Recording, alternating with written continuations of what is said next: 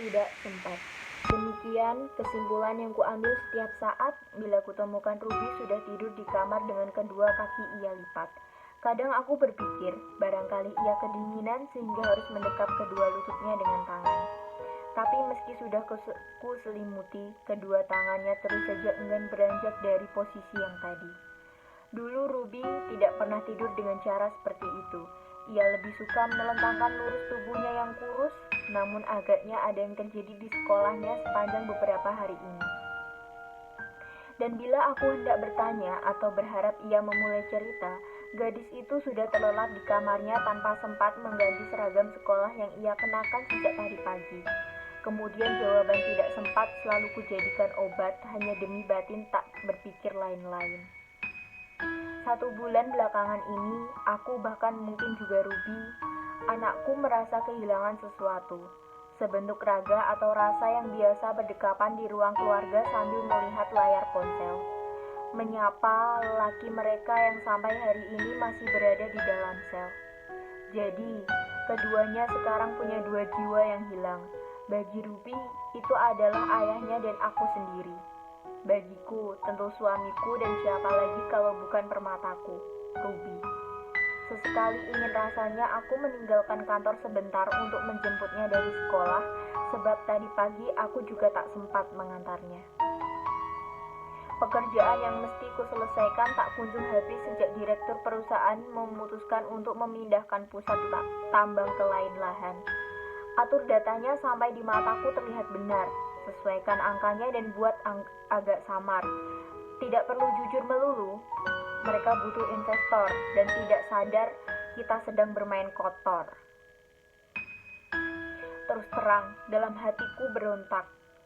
Direktur berkenegaraan asing berkepala botak. Itu sangat lihai seperti tupai. Tapi, seperti kata pepatah yang ku tahu sejak lama sekali, sepandai-pandai tupai melompat, pasti akan jatuh juga suatu saat. Entah kapan, tapi semoga rencana buruknya ini segera digagalkan oleh Tuhan. Sebagai seorang perempuan yang membesarkan Ruby sendirian, aku harus punya pekerjaan dan gaji tetap tiap bulan. Membiayai sekolah Ruby adalah kewajiban. Keputusan demikian sudah kutekadkan sejak suamiku masuk rumah tahanan sebab kedapatan menyimpan ganja dalam saku celananya. Aku tahu apa yang Ruby tidak tahu. Aku kenal suamiku. Sudah barang tentu. Dan Ruby belum setelaten aku. Multiple sclerosis telah lama bersarang di tubuh Alif. Baru kusadari ketika Ruby berusia 1 minggu dan suamiku jatuh sakit. Dokter bilang, saraf otak Alif diserang penyakit yang cukup serius. Kami menyebutnya MS. Tubuhku mendadak dingin seolah hendak beku seperti es. Kami pulang, setelah Alif meminum obatnya dan aku menyusui Ruby sampai tertidur, aku beranjak dari ranjang. Barangkali sudah lumrah saja zaman sekarang untuk menggunakan bantuan internet demi mendapatkan informasi dengan gampang. Aplikasi itu membuat daya menghafalku berkurang, sebab mudah saja mencari semuanya di sana, asal tersedia paket data, tentu saja. Kuketik kata kunci apa saja dan voila. Penyakit itu bisa diobati dengan ganja. Aku tahu berurusan dengan dedaunan ini aku tak punya cukup nyali. Tapi demi Alif, aku mesti berani mengambil keputusan sulit. Ku cari buku catatan ketika sekolah jurusan kimia industri dulu. Aku ingat tentang pengekstrakan. Kupikir barangkali akan jauh lebih aman untuk membawanya dalam bentuk cairan daripada dalam utuh atau dalam miringan. Sekian tahun berlalu dan ancaman penyakit Alif bisa ditekan dengan penggunaan ekstrak ganja yang setiap hari ku ekstrakan. Sampai pada suatu hari, ketika aku mulai disibuki dengan pekerjaan kantor tentang pembukaan lahan tambang di Kepri, aku tak sempat mengekstrak lagi. Alif kembali jatuh sakit. Ia tak bilang padaku bahwa sesekali ia merasa saraf di otaknya seperti terjepit. Karena melihatku yang sibuk bekerja dan Ruby yang waktu itu sudah sekolah, ia masuk ke ruang laboratorium kecilku di rumah. Ia ambil daun ganja beberapa, rencananya akan ia seduh dengan air hangat nanti di tempat kerja. Tapi sungguh sial hari itu. Seorang polisi menyergap suamiku. Teman kerjanya melaporkan bahwa suamiku pengganja dan demi kenyamanan ruang kerja ia mesti ditahan. Perjuangan melawan sakit selama lebih 7 tahun dengan sulit berlanjut di sebuah penjara dengan tempat tidur yang sempit. Polisi tidak mau tahu juga tidak percaya dengan multiple sclerosis yang diderita suamiku. Aku putus asa. Sejak suamiku mendekam di penjara, aku seperti mendengar ia menghitung napasnya. Sejak saat itu, aku tahu bahwa penjara tidak selalu kaku. Aku menghela napas lega ketika ia berkata, aku bisa beli, tapi harganya naik dengan kelipatan 3 kali. Tidak apa, selama ia bisa bertahan dari sakit yang terus berusaha ia redakan. Semestinya aku menjenguk Alit ini hari, membawakan peralatan mandi, juga satu tas baju yang belum diganti seminggu ini. Tapi aku dan Ruby sedang kehilangan kesempatan. Aku ditelan pekerjaan dan Ruby. Kupikir sekarang mesti kutanyakan. Pikirku beranjak dari sofa kemudian. Nak, kubelai rambut kusut itu dengan lembut. Ia terjaga, pelan-pelan dibuka matanya. Ibu, jawabnya pelan. Aku memperbaiki dudukku. Ia menggeser tubuhnya ke ujung kasur itu, disandarkan punggungnya dan diselonjorkan kakinya. Sepertinya kamu letih sekali pulang sekolah, kubuka percakapan. Maaf ya, ibu tidak sempat menjemput Ruby dan pulang malam hari. Tidak apa, Bu. Ruby mengerti. Ia tersenyum manis, tapi tak menghapus kecewaku pada diri sendiri. Anakku yang kuberi cinta dengan utuh, usianya bulan ini genap 7. Si kecil pemberani yang sangat kusayangi, barangkali cinta itu belum mengalahkan semesta rindu ayahnya. Kamu mau telepon ayah? Aku menawarkan. Mendengar kalimat ibunya, terbuka lebih lebar kedua mata. Duduk lebih tegap ia. Dari dalam penjara yang penjaganya tidak seketat yang kukira, Alit masih menggunakan ponsel pintarnya. Ia masih bisa melihat anaknya dan bercengkrama dengan kami berdua. Bagaimana sekolahmu tadi, Ruby? Tanyanya setelah beberapa obrolan sebelumnya terlewati. Tidak seru. Kenapa? Teman-teman mengatakanku aneh. Aneh? Seingatku sejak kecil ayah dan ibu mengajarkanku makan dengan tangan saja, langsung dengan tangan yang kupunya. Atau sesekali kalian mengajarkan cara memakai sendok dan garpu ya. Ruby tidak suka. Lalu teman-teman menertawaiku. Mereka bilang aku jorok. Bagaimana yang tidak joroknya menurut mereka? Membungkus tangan mereka dengan plastik. Alit diam sebentar. Aku mengambil waktu lebih lama.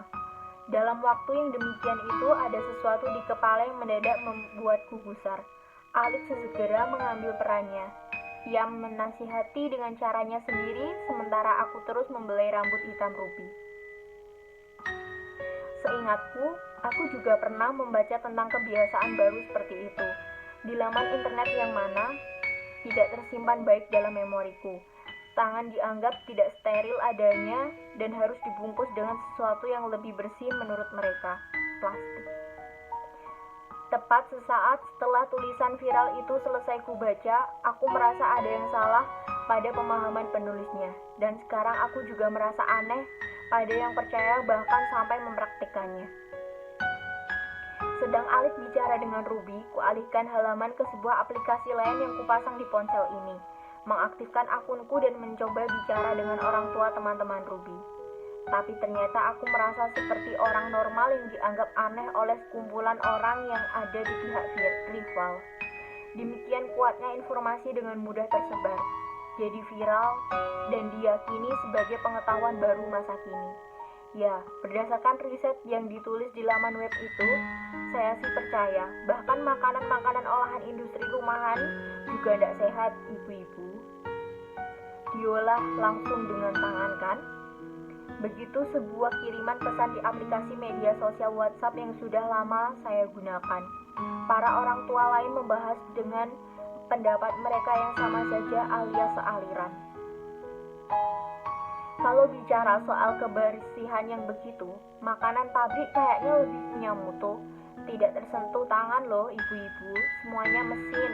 Ya, meskipun ada sedikit tambahan micin, ya apa-apalah ya, namanya juga penyedap rasa. Kemudian pesan itu dibalas kelakar dan tawa yang tak habis-habisnya. Aku hanya membaca.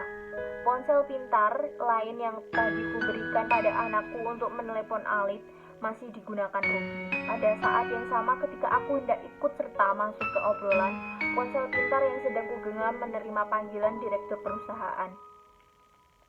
Besok pagi kita adakan rapat ya. Ini tentang daftar PHK yang akan saya umumkan lusa.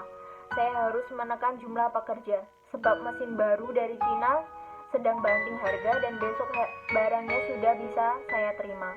Perusahaan kita perlu lebih efisien saya rasa, dan penghematan tentunya, bahwa rancangan angka bauksit beserta harga yang kita rancang sebelumnya. Direktur itu bicara pelan sekali dan hati-hati, tentu sebab penghafalan dan pemahaman bahasa Indonesianya sangat berantakan, tapi menurutku dengan caranya demikian usahanya lumayan. Barang pasti aku akan mengiyakan, maka tidak perlu baginya untuk mendengar jawaban ya atau baik pak, perlu kusuarakan. Kumatikan ponsel yang ada di tanganku. Aku kembali duduk mendekat pada Ruby kesayanganku. Teman-teman semuanya pakai sepatu sneakers ke sekolah. Mereka pamer harganya yang tidak murah, lalu menertawakanku karena aku lebih suka memakai sepatu hitam polos merek apa saja yang dibelikan ibu. Harganya aku tidak tahu dan mereka bilang Ruby cupu. Mereka bilang begitu? Iya ya. Mereka juga bilang Ruby tidak keren karena tidak punya smartphone. Mereka semua bawa ponsel pintar ke sekolah. Ruby melirikku dan aku tahu alasan ia melakukan itu. Segera ku belai lagi rambutnya. Ruby boleh main gadget. Kan masih kasih waktu nak, tapi belum boleh dibawa ke sekolah. Sementara ini main di rumah saja ya nak. Aku berusaha membujuknya. Ruby yang baik menganggukkan kepala. Aku merasa tidak ingin melepaskan Ruby jadi anak pelupa yang malas menghafal apa saja dan dengan mudah berkata. Di internet kan ada, anakku tidak boleh ketergantungan dengan elektronik. Itu melemahkan kecerdasannya sebagai anak manusia. Tiba-tiba ku dengar seruan keras dari ujung telepon sana. Seseorang dengan suara keras menghardik Alit yang sedang bicara dengan anaknya. Sini handphone kau.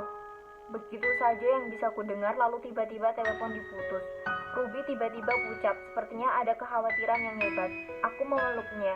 Ayah tidak apa-apa, besok kita ke sana. Ku peluk Ruby sampai tertidur pulas. Ku nyalakan ponsel yang tadi ku masukkan ke dalam tas.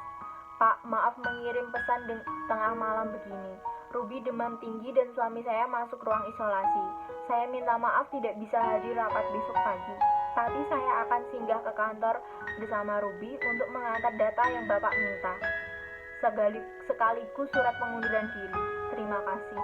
Ku kemasi barang-barang yang perlu dibawa. Aku tak lupa dengan sebotol ekstra ganja. Pagi hampir tiba. Untuk sementara waktu Ruby ku jauhkan dari kota. Desa mungkin jadi tempat yang tepat bagi anak seusianya. Di sana tidak ada teman-teman yang mengatai aneh sebab ia makan dengan tangan. Juga tidak ada yang mengejeknya soal sepatu yang mereknya tak sama dengan mereka. Tentu selama cyber belum jadi racun bagi Lisa.